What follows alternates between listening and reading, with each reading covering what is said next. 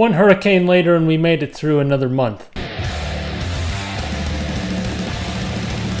The city of Houston had a hurricane roll right through it a few weeks ago, which did not help with business operations and definitely made this month particularly challenging, but we made it through. Pretty much the entire city was without power for at least a couple of days, and some people didn't have power for well over a week, so it wasn't fun for pretty much anyone involved. But the second half of the month ended up being a lot better. We're really focusing our sales strategy on the law firm side of things, and we're also focusing our marketing increasingly on two practice areas, those being probate and estate planning. The second half of the month, sales-wise, ended up being a lot closer to where we want to be long-term, at least with our current team and our current marketing spend. Right now, we're spending around $30,000 per month on marketing, so we'd like to see something between $120,000 and $150,000 in new retainers coming in for that return on ad spend. And for the second half of July, we were within that baseline. So we're trying to maintain and increase that momentum heading into August and beyond. And it's looking like we're going to have some pretty major collections in August for some work we did quite a while ago. So ideally, we'll have a pretty nice month as long as we can maintain some of the momentum we currently have. But a lot can happen in a month. Meanwhile, when it comes to the steam cleaning business, we're trying one last radical shakeup here before we decide what to do with this thing long term.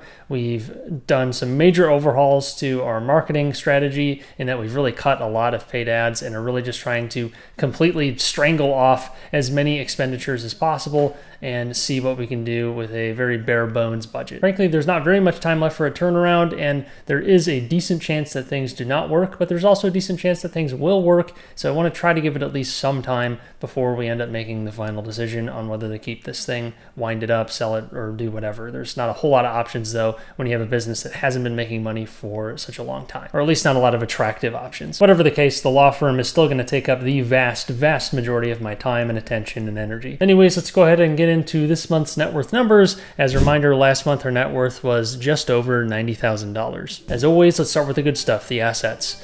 We don't have a lot of cash, which isn't really anything new, but it is getting very uncomfortable. I mean, frankly, it's been uncomfortable for quite some time, but we are in a position now with the law firm where if we get one of the major collections that we're expecting here soon, we should be able to actually take a distribution home and can use that to pay down some credit lines and would give a little bit of breathing room again, which would be really great, at least without having to take out more debt. I could take out more debt, but trying to avoid that as much as possible. I haven't wanted to do that previously, but I'm trying to be even more strict with that going forward. Otherwise, looking at the rest of the balance sheet, I once again ticked down the steam cleaning business balance, this time all the way down to $35,000. I think that was a $25,000 decrease from the valuation I had before.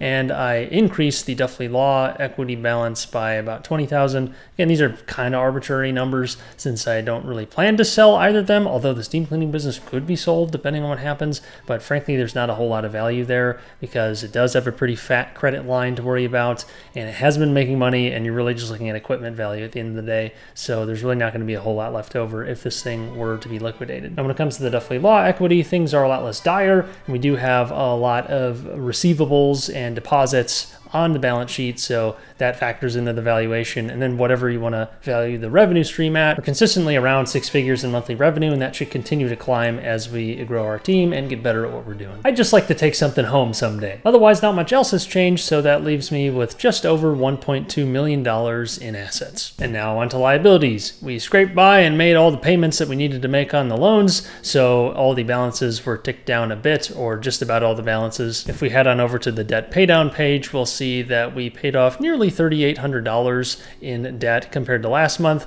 That's coming off a month where we added something like $13,000 to our debt balance. So good to be back on the positive track. And like I said earlier, if we do get any of those major collections on the law firm side of things, I would expect to be able to take a big swing at some of the debt balances here next month. Though we'll see, since it depends very much on what happens month to month. My primary targets for the rest of this year would be the promissory note, the credit cards, probably the HELOC, but really more as a way to park cash that could then be rolled into any of the personal loans. But I've got to get the cash flow situation to a much better spot before I can start taking big action here, though I do think that is very close. But in total, that leaves me with something over $1.1 million in liabilities, which means our net worth has decreased to a bit under $88,000, which is a decrease of around $2,300. Our debt ratio has risen slightly to 92.71%, and our passive income remains at something like $800 per month. So all things considered, it's hard to complain about about a month where we fight on for another month. It's been a big year of learning when it comes to running a business, running a law firm, running a team, learning how to go and get business, how to sell, how to service clients, how to keep clients happy, all the things that go into running a business, especially on the legal side. I've learned a lot through it, and it really hasn't been that much time.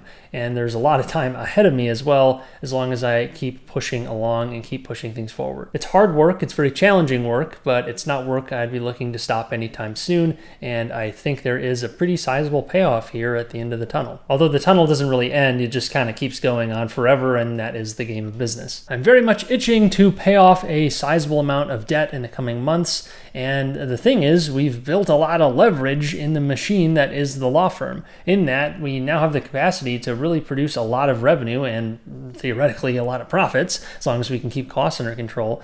And that wouldn't have been possible had we not built a team and had we not built the resources to actually be able to serve a bunch of clients at once. So we have capacity to make quite a bit in a given month that wasn't there many months ago. It's still a lot of work at the end of the day, but the whole is greater than the sum of the parts. Anyways, we'll see where things end up next month. If you like this video, be sure to subscribe for future updates. Thanks again, and until next time.